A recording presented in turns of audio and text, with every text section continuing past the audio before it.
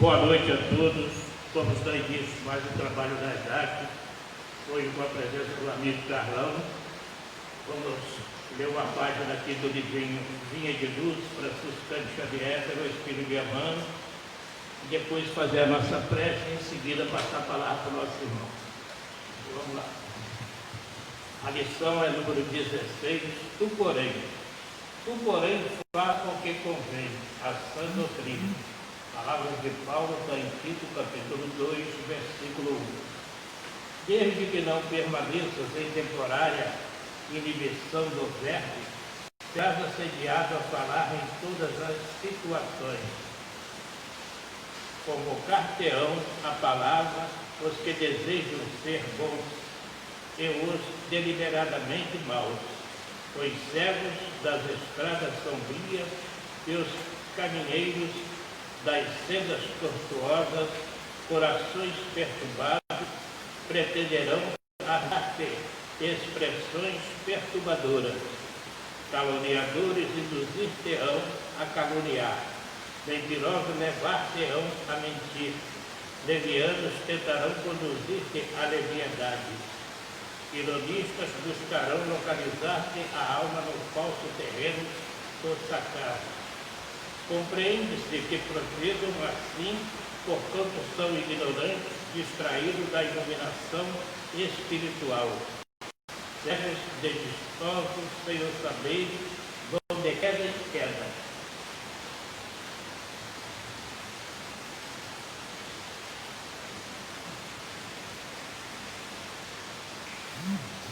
Desastre a desastre, criando desventura em si mesmo. Tu, porém, que conheces o que eles desconhecem, que cultivas na mente valores espirituais que ainda não cultivam, toma cuidado em usar o verbo, como convém ao Espírito do Cristo que nos rege os destinos.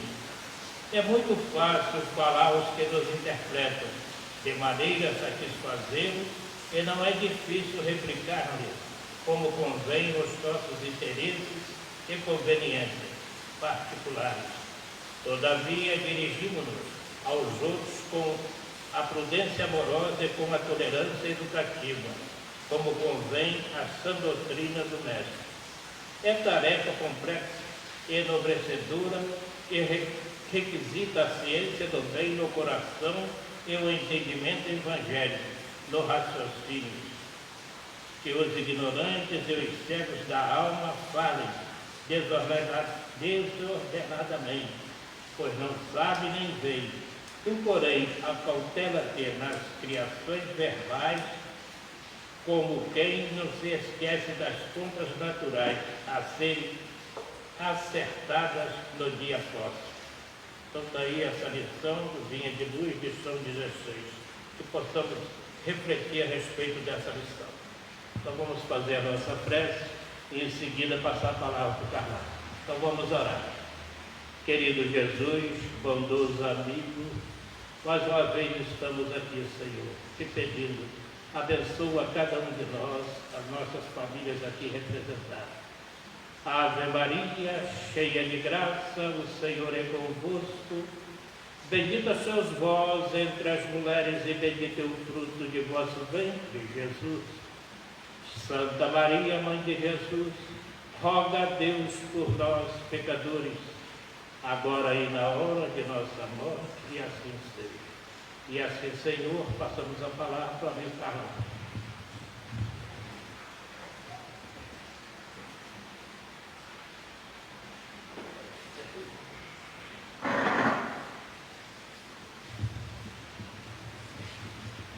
Boa noite, meus irmãos.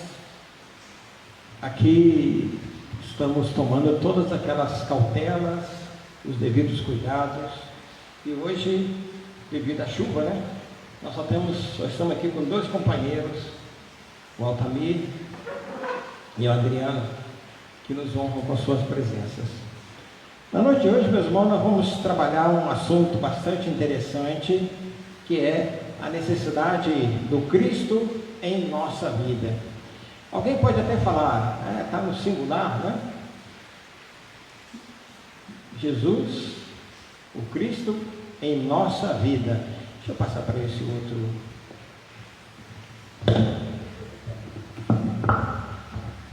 Acabou um pouquinho mais longo. Mas então, vejamos, foi de propósito que nós colocamos, né, em nossa vida, porque nesse momento eu peço licença para sermos um pouquinho egoísta, trazer o Cristo para a nossa vida, porque assim nós vamos poder analisar a presença do Cristo nos nossos caminhos, para ver o que nós podemos fazer em benefício dos outros nossos irmãos. Então é a partir daí que nós vamos poder ter uma boa ideia acerca do que é o Cristo na nossa vida. Pegamos, meus irmãos, um trechinho, um pedaço de um texto de Emmanuel que diz assim: assistimos ao uso impróprio da religião por parte de determinados homens e grupos autonomeados senhores e legítimos possuidores da verdade, que de maneira inescrupulosa e cruel semeiam a discórdia, a divisão e o ódio entre as pessoas que se confessam membros de uma igreja, religião e têm fé no mesmo Deus, no mesmo Salvador.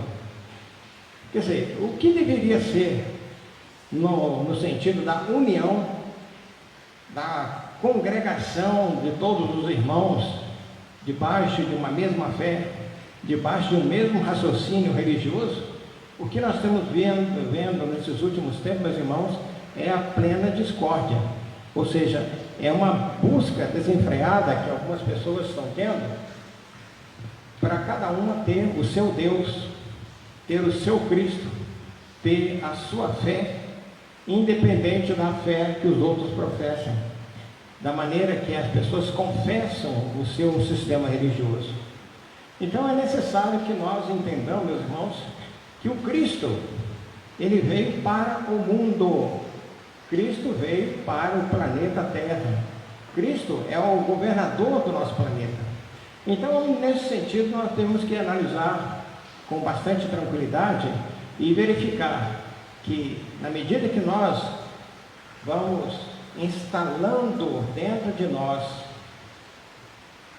inaugurando uma nova era de entendimento do raciocínio com Cristo, a gente vai tendo então um conhecimento e uma vivência um pouco melhor. Avancemos aqui um pouquinho, meus irmãos, vamos falar um pouquinho do objetivo do nosso estudo, né? O que nós queremos hoje? Hoje nós pretendemos analisar nossa necessidade de uma liderança espiritual. Vamos lembrar, meus irmãos, que sempre o homem sempre buscou uma liderança espiritual. E ao longo da história, da jornada da humanidade, levantou-se dentre as civilizações inúmeros líderes religiosos. Em alguns se destacam lá no Velho Testamento. O Moisés foi um grande líder da sua época, deixou para nós uma avalanche de conhecimentos, de leis, tanto as leis que ele recebeu do próprio Deus, quanto também aquelas que ele formulou para poder governar o seu povo, um povo difícil, um povo muito atrasado ainda, muito apegado às coisas materiais da sua época. Outro assunto, apresentar as razões da nossa necessidade do Cristo. Ao longo do nosso estudo, nós vamos estudar um pouquinho sobre as razões. O que nos leva a ter uma necessidade do Cristo? E ainda mostrar um pouco dos ensinamentos ditados por Jesus ao longo dos seus 33 anos de vida e 3 anos de apostolado, né? Mas a vida dele inteira foi cheia de ensinamentos, cheia de informações para todos nós. E também indicar os exemplos a serem seguidos e em que condições que Jesus nos deixa como exemplo e como é que nós podemos tê-lo como as nossas atitudes. É isso que nós colocamos como objetivo do nosso estudo de hoje, é isso que nós passamos a analisar então. Como introdução, meus irmãos, duas dúvidas que nós temos, né? A primeira, o que significa precisar e o que significa necessitar? É interessante que muitas pessoas confundem, né? Muitas pessoas confundem necessitar e precisar. A maneira mais simples da gente entender é quando nós precisamos de alguma coisa, significa que se ela tiver ao nosso alcance, tudo bem. Mas se não tiver, também não podemos passar sem ela. Agora a necessidade, necessitar de algo significa que nós não podemos viver sem ela. Nós não podemos ficar sem aquilo.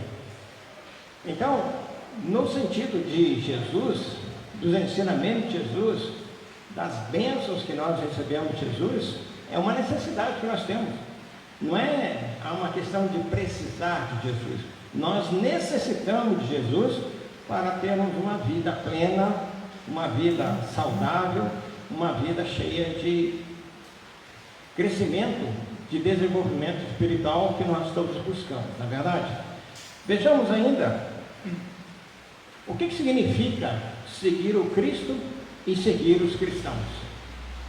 Nós temos, ao longo da nossa jornada, nesses últimos 2000 anos, muitos daqueles que se entusiasmaram com a mensagem de Jesus, colocaram, alguns internalizaram essa mensagem e passou a ser os guias de novas pessoas, né? Nós encontramos muito dessas criaturas que se tornaram guias de outros. Então os próprios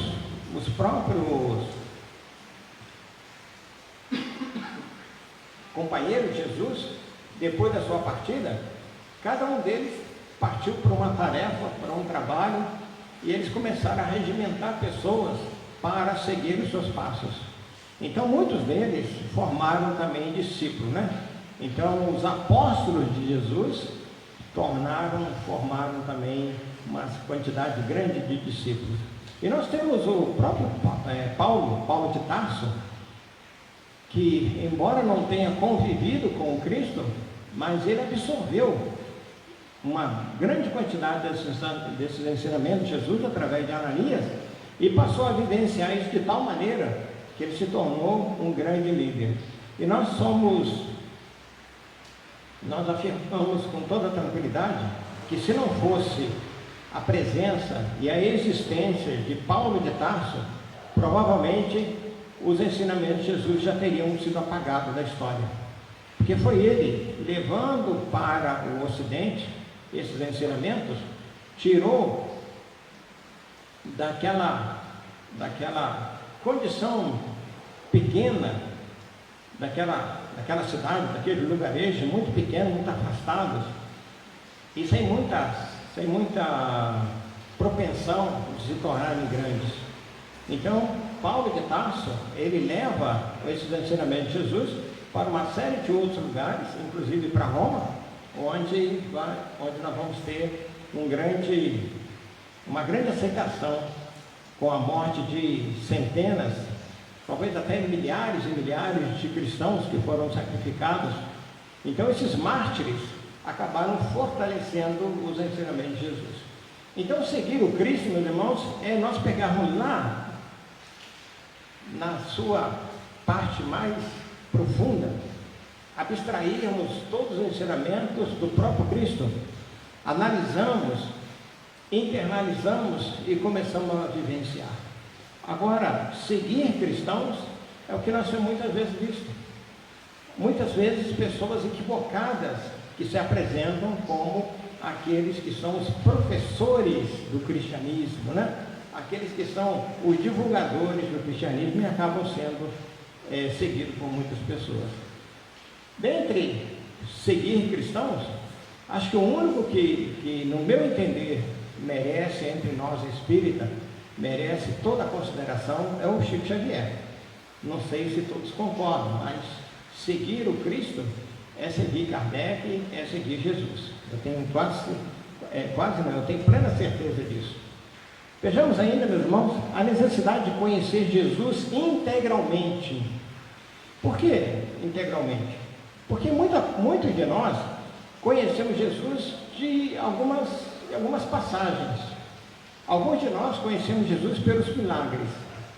Outras pessoas acabam se aprimorando no conhecimento de Jesus na sua terra, nos seus locais, citando por onde Jesus caminhou, as viagens que foram feitas posteriormente, em nome do Cristo, os caminhos que ele percorreu. Tanto assim que todos os anos saem caravanas e mais caravanas para fazer a tal da peregrinação por onde Jesus caminhou. E muitas vezes para nisso aí, não tem outra intenção mais profunda, não tem um aproveitamento maior, só caminhar onde Jesus caminhou, ir até o Gólgota, passar lá onde era o Sinédrio, essas coisas todas, né? Então, é necessário que nós conheçamos Jesus profundamente, integralmente. Jesus, desde o seu nascimento até depois da sua morte na cruz, todo aquele trabalho que ele teve e até hoje. Porque o Jesus de 2000 anos atrás, com certeza não é o mesmo Jesus de hoje. O Jesus de hoje está muito mais avançado, porque ele também está em crescimento. Na escala dos Cristos, onde ele se encontra, que é uma escala acima dos espíritos purificados, ainda há uma necessidade de crescimento. Na pergunta 169 do Livro dos Espíritos, quando se questiona acerca do progresso, os Espíritos afirmam para nós que o progresso é quase infinito, porque o progresso infinito só cabe a Deus. Então o progresso é quase infinito. Por mais que a gente aprenda, sempre teremos alguma coisa mais a aprender ainda. Então é quase infinito. Vejamos outro ponto, meus irmãos. A diferença de viver para o Cristo e viver com o Cristo. É uma outra questão que a gente precisa estar muito atento também. Vamos lá, viver para o Cristo. Muitas ordens religiosas foram criadas para consagrar as pessoas à oração constante, uma oração perene, a uma meditação profunda para o Cristo. Então, muitas dessas freiras eram consideradas as noivas do Cristo, né? Ou seja, elas viviam ali para o Cristo, viviam para aquela ordem. Mas nós tivemos dois grandes exemplos de freiras que saíram dessa questão. Então, a Madre Teresa de Calcutá, né, hoje Santa Teresa de Calcutá, e a nossa querida Irmã Dulce, né, a Santa Dulce dos pobres, que saíram desse patamar, saíram dessa condição para vivenciar o Cristo que elas conheceram, o Cristo que elas se aprofundaram, o Cristo que as levou a vivenciar nas ruas. Então, viver para o Cristo era esse entendimento de ficar ali, né? Ficar naquela condição, estar num patamar de apenas glorificar o Cristo. Agora, viver com o Cristo, meus irmãos, isso aí é o que é o mais profundo, né? É o que todos nós queremos, é o que todos nós deveríamos trabalhar com muita seriedade e com muita firmeza, porque viver com o Cristo é colocar o Cristo em todos os momentos da nossa vida, em todos os lugares onde formos, estarmos acompanhados do Cristo, em todos os atos, em todas as nossas palavras, ou seja, em tudo aquilo que nós fizermos, vivenciarmos essa experiência com o Cristo. Então isso é fundamental. Nós tivemos um probleminha aqui com o nosso projetor, não sei se ele vai voltar, porque ele já vinha parando, né? E hoje ele estava com uma cor estranha, mas vamos lá, a gente não precisa muito dele não. Então, meus irmãos, a gente precisa observar também que a partir do momento que nós começamos a entender a missão do Cristo, porque grande parte dos cristãos ainda não entenderam qual era a tarefa de Jesus aqui na Terra. Ainda mesmo entre nós espíritas, temos muitos companheiros que ainda não conseguiram avançar nessas questões para observar o quanto o Cristo ainda precisa, nós precisamos avançar com ele. sentir o Cristo dentro de nós. Então, a partir daí, seguir os passos de Jesus, seguir os passos dele. O próprio Jesus nos afirmava, né, que era necessário que nós caminhássemos com ele. E assim, meus irmãos, a gente vai entendendo que no princípio do cristianismo, nós pegamos lá em Atos. Atos é um livro que é muito pouco lido, principalmente no nosso meio espírita, né? Mas nós pegamos lá no capítulo 4, versículos 32 a 35, uma observação bem interessante. Vamos lá. A multidão dos fiéis era um só coração e uma só alma. Ninguém considerava propriedade particular as coisas que possuía, mas tudo era posto em comum entre eles. Com grande poder, os apóstolos davam testemunho da ressurreição do Senhor Jesus. E todos eles gozavam de grande aceitação. Entre eles, ninguém passava necessidade, pois aqueles que possuíam terras ou casas, as vendiam, traziam o dinheiro e o colocavam aos pés dos apóstolos. Depois, ele era distribuído a cada um conforme a sua necessidade. Então, isso nós encontramos em Atos dos Apóstolos, capítulo 4, versículos 32 a 35. Vamos entender essa situação, meu irmão. Que no princípio do cristianismo, o que acontecia? Havia um sentimento de partilha, a solidariedade, havia o desapego às posses e havia a distribuição dos bens. Isso de acordo com a necessidade de cada um. E ainda havia o amor e o perdão entre eles, porque isso aí era uma regra assumida por todos. Ou seja, aquele grupamento tinha justamente essa grande preocupação de que a verdade entre eles era sempre com amor e com o perdão. Então essa comunidade, lamentavelmente, a gente vai vendo mais adiante, né, que ela se dilui, ela acaba. Porque as pessoas começaram a voltar ao egoísmo, ao orgulho, às suas vaidades, ou seja, perderam as virtudes que estavam adquirindo e não ganharam outras, a não ser voltar ao velho padrão de orgulho, de vaidade, de egoísmo, lamentavelmente. E assim, meus irmãos, a gente vai vendo, né, que era essa forma de viver a verdade do Cristo, a maneira mais clara de dar o testemunho da ressurreição do Senhor Jesus. É interessante nós atentarmos para esse apontamento, porque viver a verdade do Cristo, meus irmãos, implica em muita dificuldade. Grande parte de nós ainda não podemos nos considerar verdadeiros cristãos, porque ainda nos falta esse fortalecimento interior, essa energia mais profunda que nos faz mais próximo do Cristo, para vivenciar os seus ensinamentos, sentir tudo aquilo que Jesus tentou passar para nós. Então essa é a grande dificuldade que muitas pessoas ainda enfrentam. Mas é necessário que a gente caminhe. Como o Chico Xavier dizia, né, se você não puder andar um metro, ande alguns centímetros. Mas se não puder avançar centímetros, avance milímetros. Então, em cada reencarnação, nós estamos sempre adquirindo um pouquinho de novos conhecimentos, um pouquinho de novas virtudes. Estamos eliminando um pouco dos nossos defeitos. E assim, meus irmãos, é que nós vamos conquistando. É assim que nós vamos alcançar os degraus superiores. Como nós fomos criados na condição de simples e ignorantes, nós já avançamos bastante. Ainda estamos no patamar inferior, né? Estamos entre os espíritos inferiores. Mas nós já crescemos muito. Muitas das coisas que nós fazíamos há 200 anos atrás, já não fazemos mais. Quanto mais aquelas que nós fazíamos há 1 milênio atrás, já não fazemos mais. Hoje nós já temos novos conceitos com relação à vida, com relação ao nosso trabalho, e assim a gente vai crescendo. O cristão e o mundo.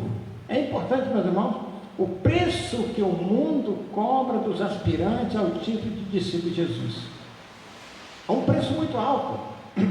É um preço muito alto.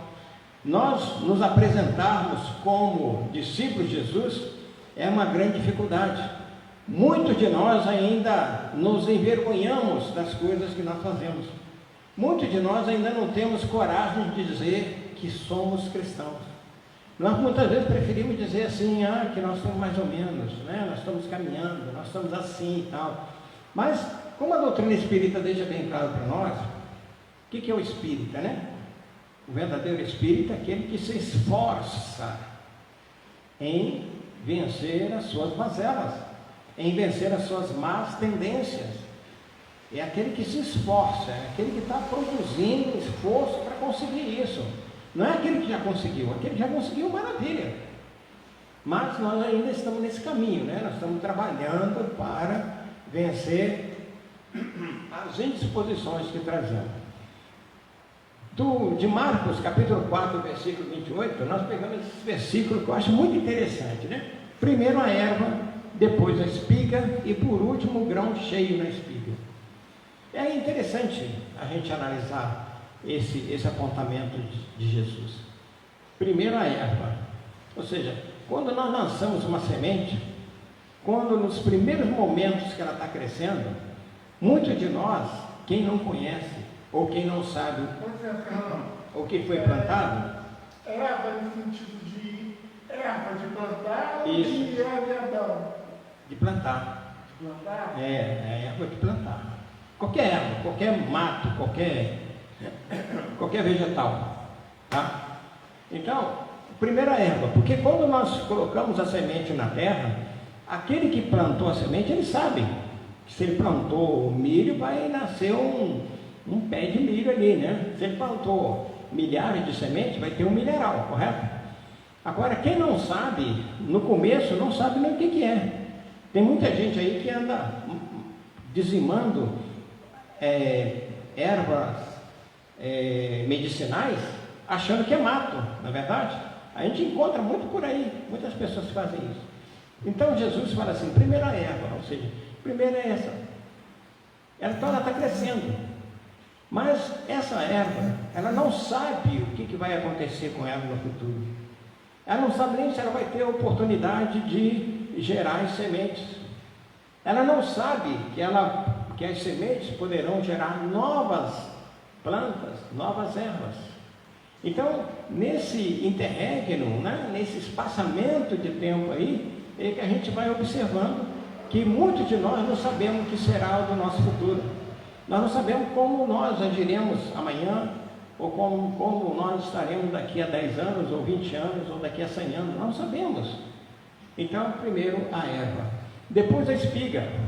A espiga aí ela já está com a função dela, né? Aquele ato primordial de toda a erva, ela é produzir uma espiga, produzir onde estão as sementes. E essas sementes, amadurecendo, vão germinar, vão dar novas sementes. É por isso que o grão cheio na espiga, né? O grão cheio na espiga. Então, nesse momento, meus irmãos, nós entendemos um pouco mais que Jesus quer dizer para conosco. Que nós estamos aqui, primeiro nós somos essa erva que está em desenvolvimento, em crescimento. Nós somos essa erva que vai avançar. Nós vamos poder produzir as sementes, e tomara que seja semente do bem, semente de amor, semente de paz, semente de tolerância, semente de perdão, que a nossa vida possa ser profícua na produção desses benefícios todos. Então, nessa luta que nós estamos atravessando, da gente se tornar o verdadeiro exemplo a partir do momento que nós assumimos o Cristo dentro de nós. Avancemos um pouquinho, meus irmãos. A gente tem percebido a luta que as pessoas travam, né? Os títulos do mundo. As pessoas estão numa luta muito grande. Tem uma preocupação muito grande de adquirir títulos e mais títulos. Então, muitas vezes, quando você pergunta para uma determinada pessoa, então o título dela vem na frente. Quando você cumprimenta alguém, muitas vezes ela faz até questão que o nome dela seja com o título. Eu sou o doutor fulano, não é? Eu sou... E aí solta o título dela em primeiro lugar. Agora, o título de cristão, meus irmãos, é um título difícil, porque nós temos essa questão que passa por nós do entendimento. Se nós ainda não sabemos o que fazer dos ensinamentos de Jesus, quanto mais, meus irmãos, é entender o que se passa dentro das nossas cabeças com relação a esse desenvolvimento que nós precisamos ter até alcançarmos um degrau que nós tenhamos plena convicção e pleno conhecimento e ainda utilizar esses ensinamentos de Jesus. Então a luta pelos títulos, né, passa também pelo título de cristão. Tem muitas pessoas aí que se apresentam, né, que eu sou cristão, e algumas vezes até brigam conosco, né, dizendo que nós espíritas não somos cristãos. Por quê? Né? É falta de entendimento, falta de compreensão, porque nós professamos o mesmo Deus, aceitamos o mesmo Jesus, temos os nossos estudos plenos dos conhecimentos que Jesus passou para nós. Então, por que nós não somos cristãos, né? Do livro da Esperança, um livro do Emmanuel, que é um livro bem interessante também, meus irmãos, que vale a pena ser lido, né? O livro da Esperança, tem um trecho que é Cristãos sem Cristo. Cristãos sem Cristo. Vamos ver se vai voltar a imagem. Busca-lhe a presença no culto da prece, rogando-lhe apoio e consolação. No entanto, oferece-lhe mãos operosas no auxílio aos que varam o escuro labirinto da agonia moral.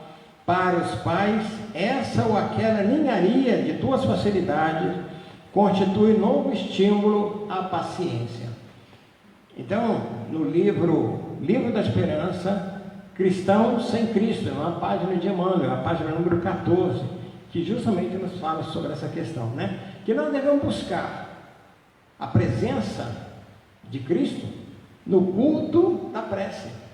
É um momento que nós temos de nos consagrar a Jesus, de nos aproximarmos de Jesus, de nos colocarmos aos seus pés, de buscar apoio, consolação.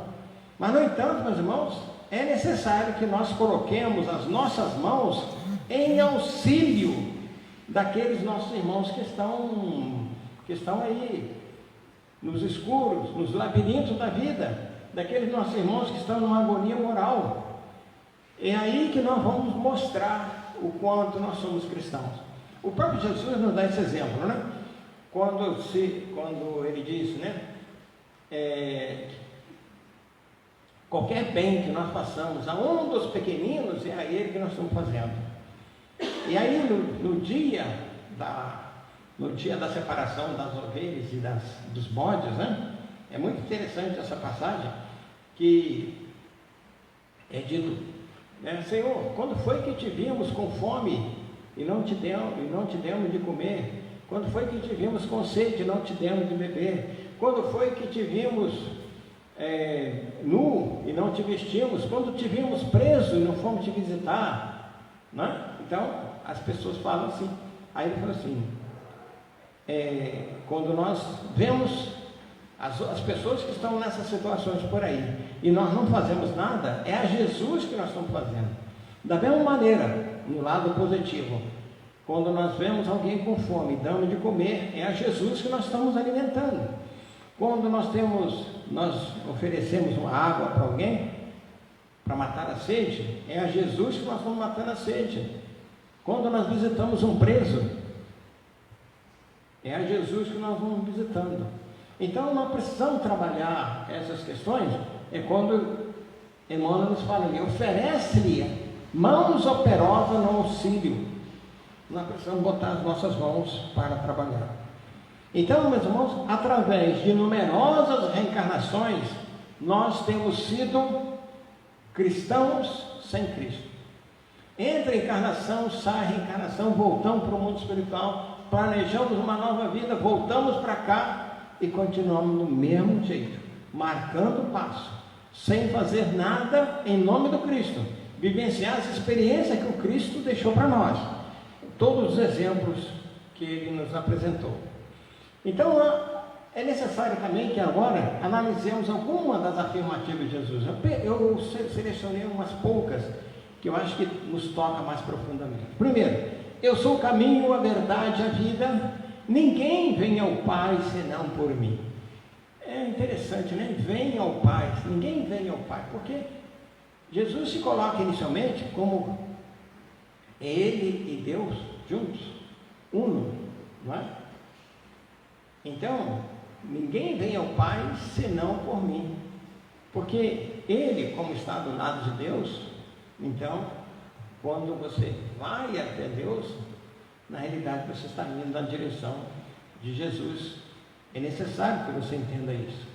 Então, João capítulo 14, versículo 6, deixa bem claro isso aí. É só seguir o Pai de Jesus. É só seguir o caminho que Jesus traçou. É só pegar as verdades do Cristo. E é só viver como Jesus viveu. E assim nós estaremos no caminho, na verdade e na vida de Jesus. Se alguém vir após mim, a si mesmo se negue. Olha que coisa difícil. É essa abnegação, né? Esse ato de você se esquecer em benefício do outro, de você se abandonar em benefício do seu próximo, do seu irmão. É necessário, meu irmão, que nós avancemos nessas questões.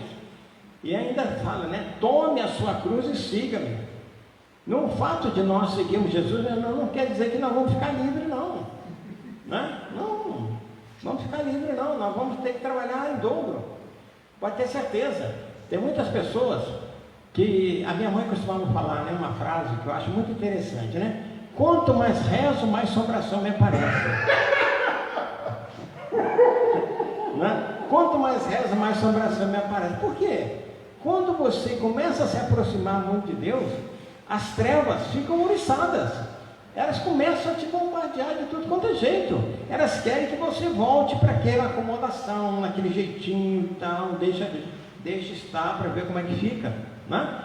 Aí pega até a música do Zeca Pagodinho, né? Deixa a vida me levar. Né? Você fica numa tranquilidade, você deixa levar, porque é assim que você vai caminhar.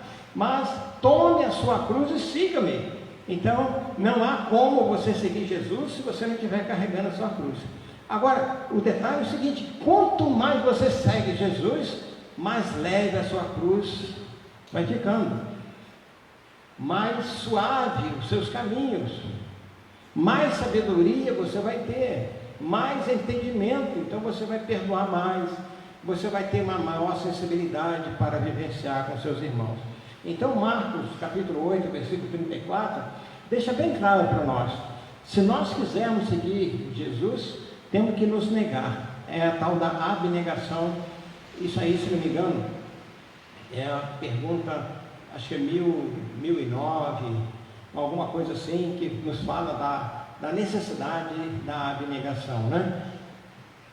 Vejamos ainda, né? Vinde a mim todos vós que estáis aflitos e sobrecarregados, que eu vos aliviarei. É uma outra observação de Jesus, bastante forte. Mateus capítulo 11, versículo 28, deixa bem claro para nós.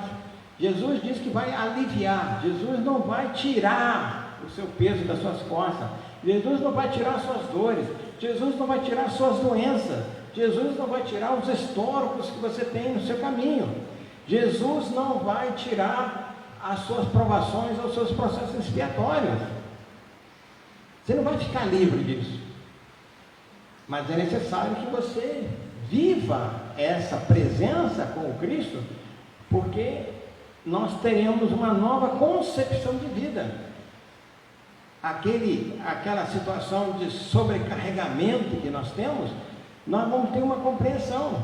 E compreendendo fica mais fácil tudo fica mais leve, tudo fica mais conforme as nossas condições.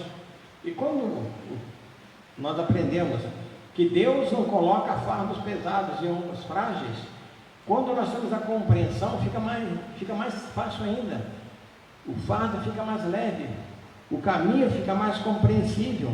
E por maiores dificuldades que você tenha, mais certeza você tem que você vai chegar no final. Há algumas indicações do trabalho do Cristo, né?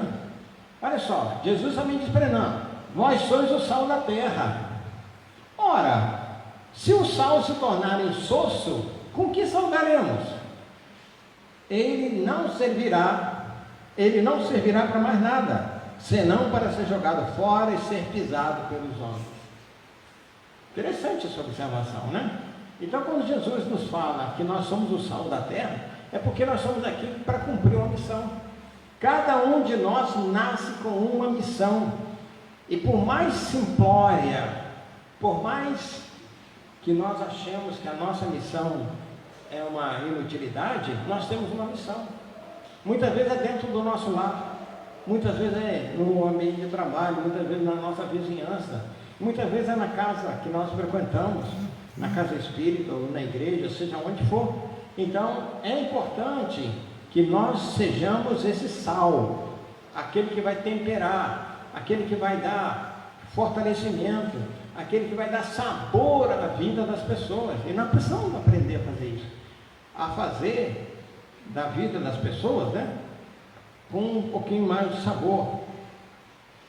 Vós sois a luz do mundo. Não pode ficar escondida uma cidade construída sobre um monte. Ninguém acende uma lâmpada e a coloca debaixo de uma vasilha, mas sim no candeeiro, onde brilha para todos que estão na casa, né?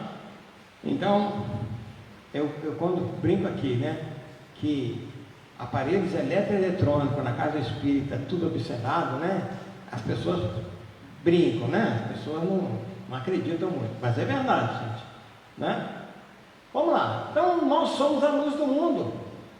Um pouquinho de luz que nós tenhamos, meus irmãos, que a nossa luz seja a luz de um fósforo, que dura poucos instantes, mas que nós coloquemos essa luz para ajudar a iluminar o caminho do nosso próximo.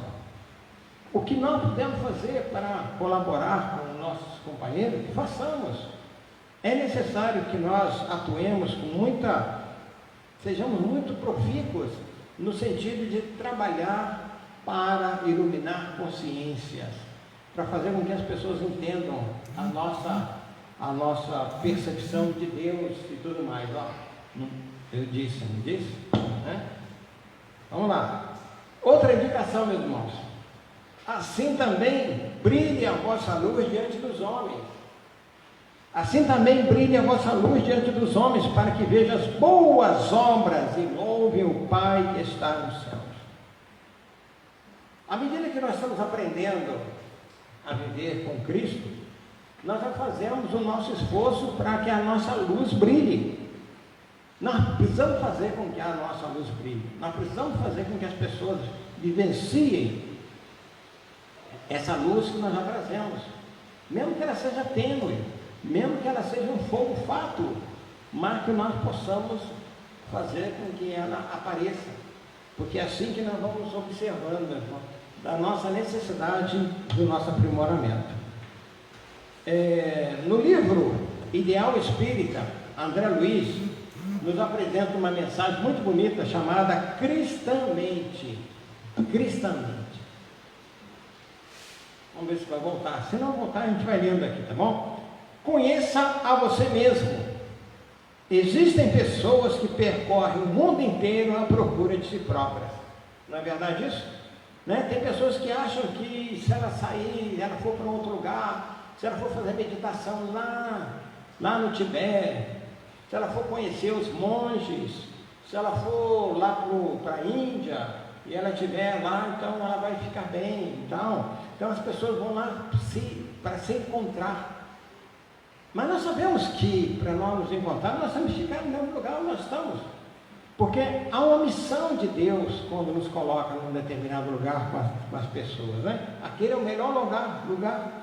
Aquelas pessoas são as melhores. Resguarde o corpo físico. Toda disciplina pode dar serviço aos coveiros. Olha, interessante, Emmanuel, falar isso, né? Tomar conta do nosso corpo, cuidar do nosso corpo, caso contrário, nós vamos dar serviço para os coveiros, porque nós iremos partir muitas vezes até antecipadamente. Santifique a palavra. Entre os animais da terra, só o homem possui desenvoltura para falar. É mais verdade. Embora os animais tenham uma linguagem, mas só o homem que conseguiu desenvolver o falar, né? A transmissão de conhecimento. Tanto assim que a humanidade tem progredido graças ao aprendizado da fala. Supere o vício. Se você não domina o hábito acaba dominando você. Essa é uma realidade. Nós temos aí grande quantidade de irmãos que não conseguem parar de fumar, de beber, né, de jogar e tal. São pessoas atordoadas, pessoas equivocadas, pessoas cheias de problemas em virtude dessa questão de não terem conseguido vencer o hábito. Ajude para o bem. A luta pela conservação da posse também cria chagas e rugas. Essa é uma verdade. Ajudar para o bem, meus irmãos.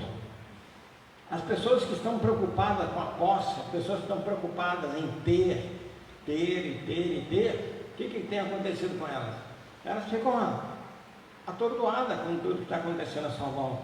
É medo de roubo, é medo de sequestro dos filhos, né? Uma série de preocupações. Então as rugas crescem muito, né? Aparecem com muito maior profusão. O coração fica agitado, a mente fica conturbada, muita dor, muito sofrimento. Esqueça o mal. Antes da fatalidade da morte, existe a fatalidade da vida. Normalmente nós não temos essa preocupação mais atenta com relação à morte. A morte, meus irmãos, é a única coisa certíssima da nossa existência. Uma vez que nós estamos vivos, para nós morrermos é um salto, é um pulo. A qualquer instante pode acontecer. Então há necessidade de nós estarmos preparados para isso, né? Porque há necessidade de estarmos vivos e vivenciar da melhor maneira possível a nossa vida. Entenda auxiliando. Viva o cristão de tal modo que ninguém lhe deseje a ausência. Olha que frase, como diria o seu Raul, um grande amigo nosso que já está desencarnado há alguns anos, né? Ele falava, frase supimpa, né? Viva o cristão de tal modo que ninguém lhe deseja ausência. Porque quando morre alguém muito bom, a gente fala, que pena, né? Que pena. Por que não foi fulano, beltrano, que rouba, que mata? Não é verdade? Então, que vivamos de tal maneira que ninguém possa desejar a nossa ausência. Não reclame. O próprio Senhor do Universo traça leis, mas não faz exigências. Porque Deus respeita o nosso livre-arbítrio, respeita a nossa liberdade, respeita a nossa maneira de agir, de querer fazer da nossa maneira. Claro que à medida que nós fazemos, nós nos tornamos responsáveis. Da mesma forma que nós temos a liberdade para agir, a semeadura é livre, mas a colheita é obrigatória. Mais cedo ou mais tarde, nós seremos chamados a passar por isso. Do livro Vinha de Luz, que muitos de nós conhecemos por causa da leitura, né? E aqui na nossa casa nós temos o hábito de fazer, como o nosso companheiro Altamir leu uma mensagem na abertura do nosso trabalho de hoje. No livro Vinha de Luz, Emmanuel, no livro, na lição chamada Cristãos, e a lição 161, nos apresenta o seguinte: olha que frase, que texto maravilhoso. O cristão não surgiu na terra para circunscrever-se a casinhola da personalidade.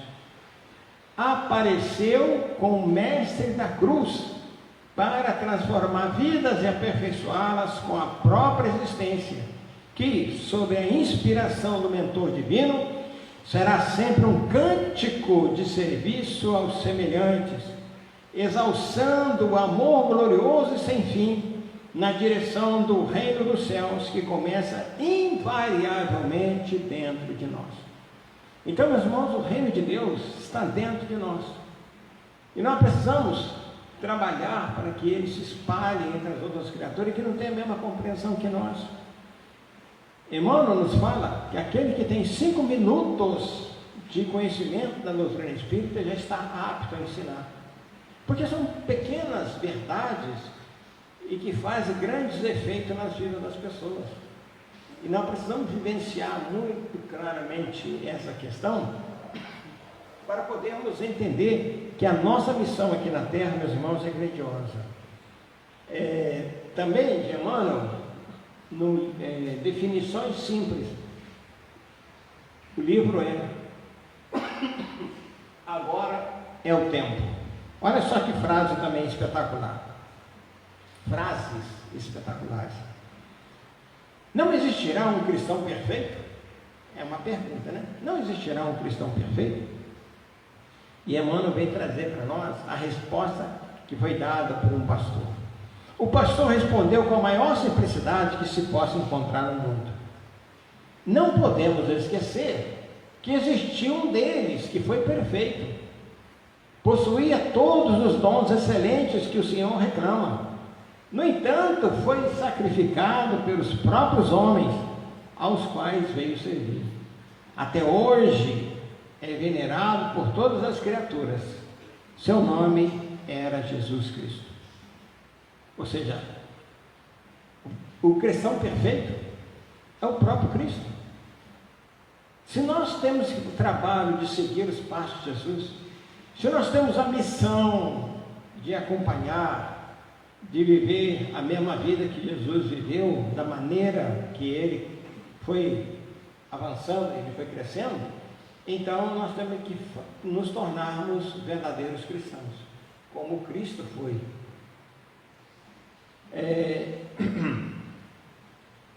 As surpresas dos trabalhadores do Cristo. Aqui vamos tecer algumas histórias bem interessantes.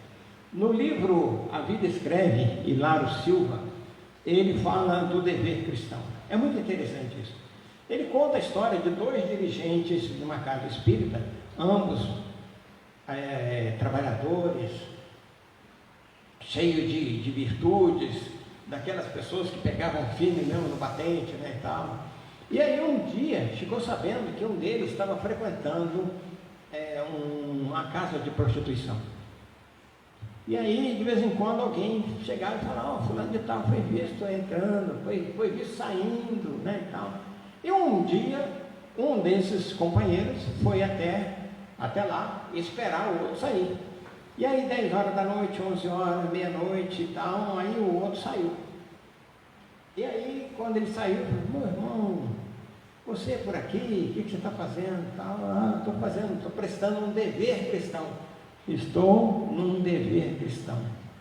Mas você, puxa vida, não pode acontecer, não sei o quê, nós temos uma responsabilidade muito grande e tal, e tecer uma série de considerações, fazendo com que o outro entendesse que ele não estava muito satisfeito com aquela atitude. E aí o irmão falou: não, mas eu vim aqui para ajudar uma pobre alma que está aí e tal, atormentada, e nós estamos trabalhando, já tem mais de um mês que nós estamos aqui, e agora, graças a Deus, hoje nós conseguimos fazer com que ela entendesse o caminho errado que ela estava tomando. Portanto, vamos lá. Aí, não, vamos lá, já que eu quero lá conferir isso, não sei o que, né, e tal. E o outro: não vá, não entre, e tal. E acabou entrando e acaba encontrando a própria filha, que era uma das moças daquela casa de prostituição. E estava lá aos pés de um cavaleiro chorando.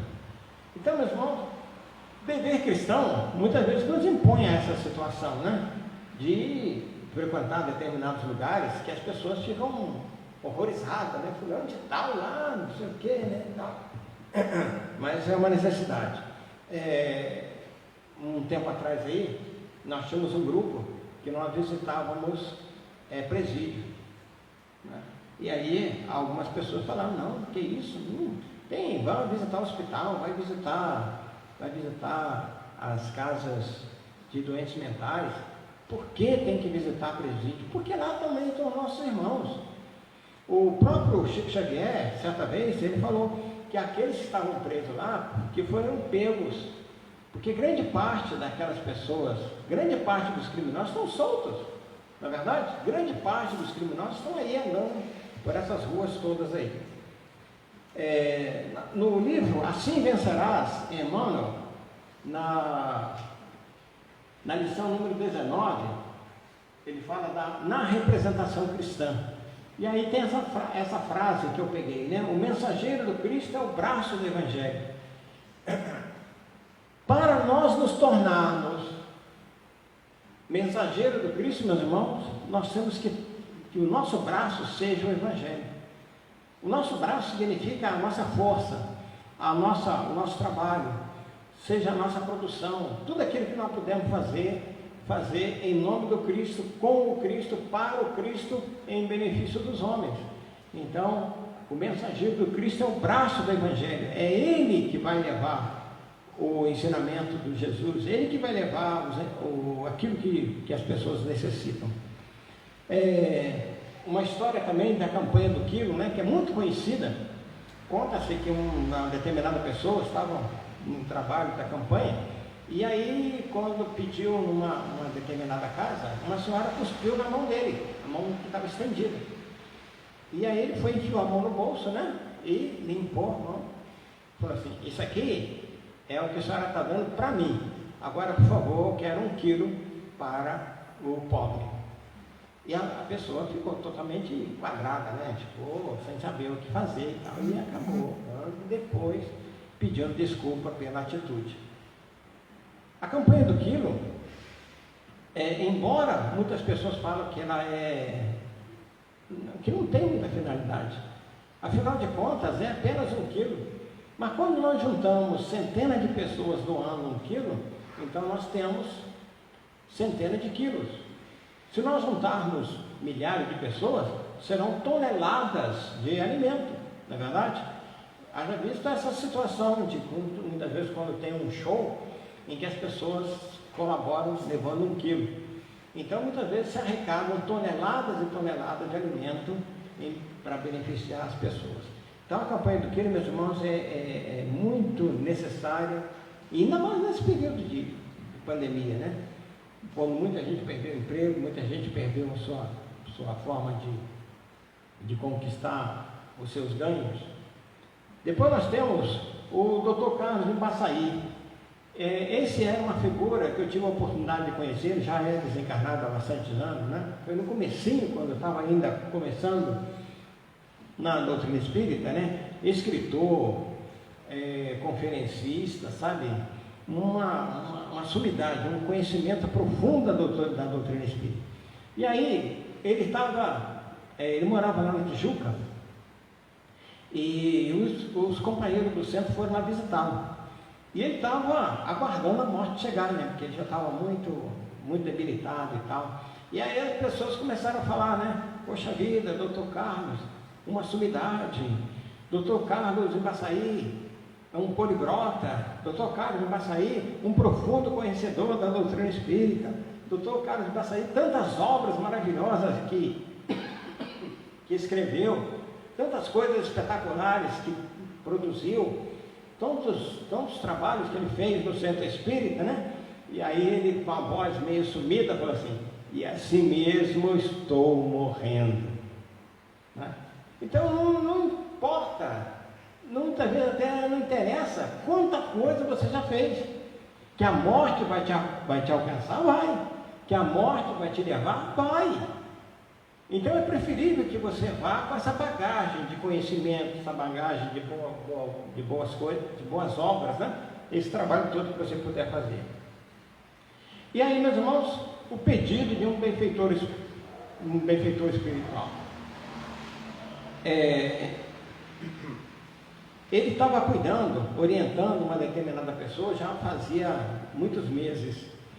Aí quando ele falou assim: agora, meu irmão, está na hora de você começar a trabalhar. Está na hora de você começar a trabalhar. Esse que é o grande problema. Muitas vezes a pessoa vem para o centro, ela está participando, entra na fila para tomar passe, tem o nome dela lá nos cadernos, está sempre pedindo os trabalhos da mediunidade, né? Desde a obsessão, principalmente, e tudo mais. Aí quando você sente que o indivíduo está melhorando, aí você o convida para o trabalho. Algumas vezes até orientação espiritual mesmo. Está na hora de fulano começar a trabalhar. É aí que muitas vezes comanda: não estou em condições, eu não posso. Né? O que a gente faz?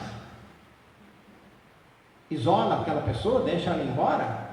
Ou você continua trabalhando, continua orientando, continua dando a ela tudo que ela necessita. Não é verdade? Então é assim, meus irmãos, que a gente vai conseguindo vencer toda essa dificuldade, né? Lembrar, meus irmãos, que tudo que nós passamos são nossas escolhas. Tudo que nós fazemos são nossas escolhas. Nós escolhemos as provações. Nós pedimos a Deus as nossas provações. Então, na medida que nós pedimos a Deus as nossas provações, automaticamente também, meus irmãos, nós vamos colher aquilo que nós tivemos plantado. É assim que nós agradecemos a todos, muita paz para todos, saúde, e que Deus possa nos abençoar e nos fortalecer. Muito obrigado, e que Deus nos fortaleça e ampare essa casa.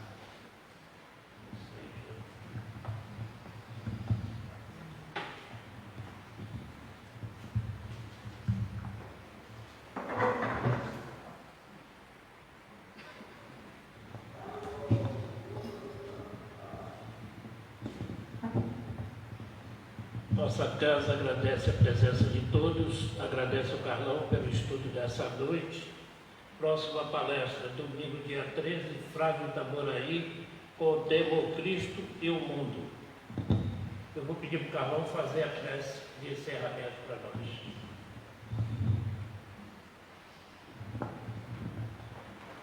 Deus, Pai de amor e de infinita bondade, faça descer sobre nós as vossas bênçãos, que ao sairmos dessa casa nessa noite, levemos para os nossos lares e por onde passarmos as luzes do vosso amor, restaurando a saúde, a paz na consciência, a libertação dos seus males e das influenciações negativas. Permita, Senhor, que essa nossa casa que nos abriga possa crescer cada vez mais na vossa direção. Que todos aqueles que aqui vêm em busca de socorro, em busca de conhecimento, possam ser beneficiadas. E pedindo à Mãe Santíssima que nos cubra com um manto de luz e de amor, nós a louvamos dizendo: Ave Maria, cheia de graças, o Senhor é convosco. Bendita sois vós entre as mulheres e bendito é o fruto do vosso ventre, Jesus. Santa Maria, Mãe de Jesus, rogai a Deus por nós, pecadores, agora e na hora do nosso desenlace. Obrigado, Senhor, por mais essa oportunidade. Que assim seja.